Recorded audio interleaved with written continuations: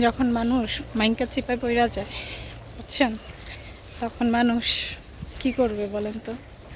কিছুই করার থাকে না, নীরবতা পালন করে মাইনকার চিপা কষ্ট মনে করে একা একা হাঁটি। যেরকম আমি, ধরেন আমি এমন মাইনকার চিপায় পড়ছি আজকে, ঠিক আছে, না পারি ওই পিছনে যাইতে, না পারতাছি এই পিছনে যাইতে, এই দুই পিছনের এবং সামনের মাঝামাঝিতে দাঁড়াই আছি।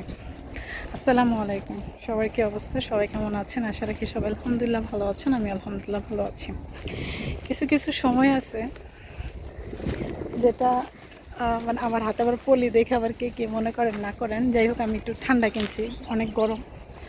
কিছু কিছু সময় আছে যেটা বলা যায় না, ঠিক আছে, যে সময়টা কিসের, কী আসয়, কী বিষয়।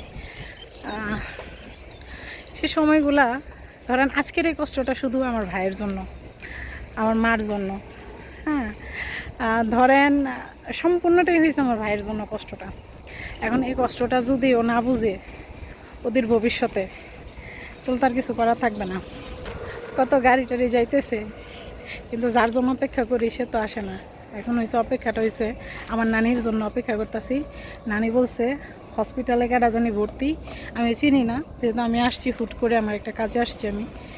তো আমি নানুর জন্য অপেক্ষা করতে করতে করতে করতে এই যে মাইনকার চিপায় খাইছি। মাইনকার চিপায় কইরা গেছি গা, মাইনকার চিপার সাথে আমার সাথে বাঁশ গিলাও আছে। দেখুন কি সুন্দর বাঁশ, বাতাস, বাতাসটা খুব ভালো লাগতেছে।